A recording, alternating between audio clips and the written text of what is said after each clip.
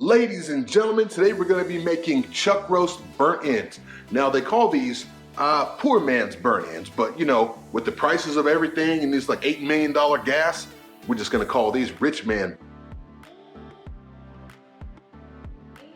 Cheers to my current friends and to my new friends.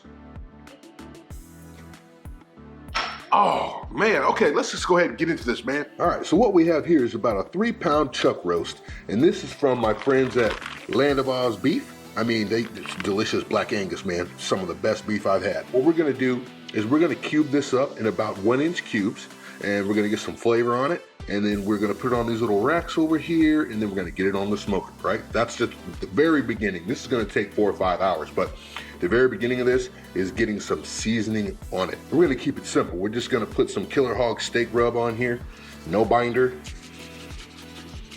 It's going to be mighty delicious, mighty delicious.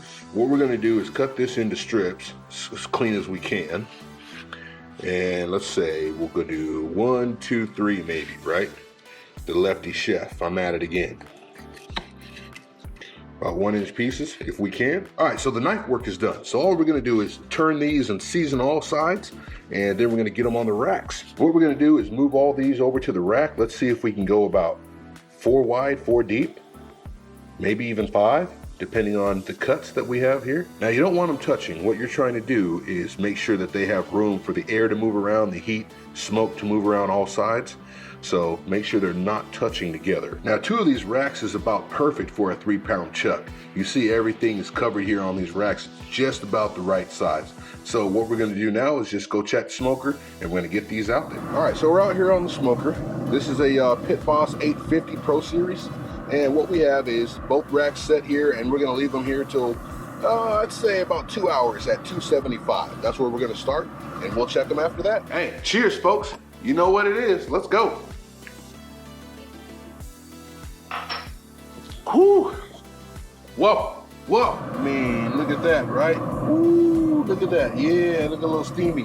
Uh-oh, let me go ahead and put these cheesers jumping off the dang tongs.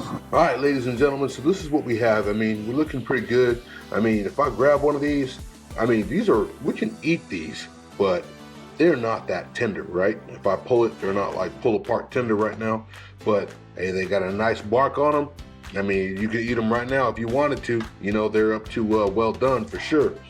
But what we want to do is make these nice and tender so we can just pull them apart and just eat them like little morsels of candy. In order to do that, we need to add some liquid to this, some moisture, steam them a little bit. What we're gonna do to do that is we're gonna need some bouillon cubes, right? This is old school shit that my mom used to use back in the day, trusted since 1931. Some bouillon cubes. If you guys don't know about bouillon cubes, hey man, get with it. You know, a lot of people use beef broth instead of that, but bouillon cubes, old school, baby. Sweet Baby Ray's sweet and spicy barbecue sauce in there. Gates, this is Gates original, man. This is Kansas City shit right down the street. Hey, this is the stuff right here. This is what we need. All right, so our broth is ready. What we're gonna do is go ahead and throw this Gates in here. Now, we're just gonna use the rest of it. It's, say it's about 4 ounces or so. Let's spoon some of this over here on this guy. Spoon some on this guy. Ones that got caught slipping.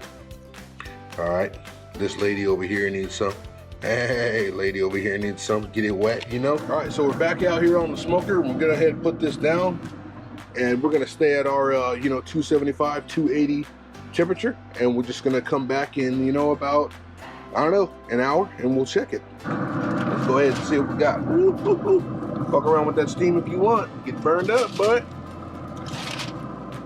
we're looking good, looking good. Go ahead and bring this in the house and we'll see what we have.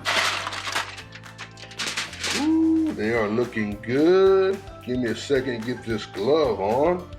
We'll take a look here, see what we got. Go ahead and grab this paper towel. Now, we just grab one of these and see if it falls apart on us. Yes, sir. See that fall apart tenderness? Right there, that's what we want. All right? Yes, sir. So, I'm gonna take one of these, I'm gonna put it right here.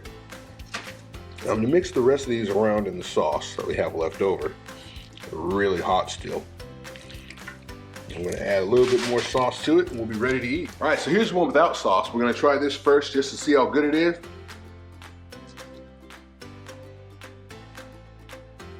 It's delicious, man. It's nice and peppery. Let's try the one with the sauce, the one we just put with sauce.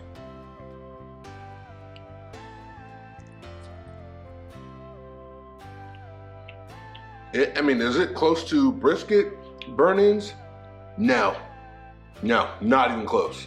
I would say that brisket burn-ins are still the lick, still the way to go. Hey, like, subscribe, share. I mean, they're worth making. I'll make them again. But if we're comparing that to brisket burn-ins, nah, not even close, buddy.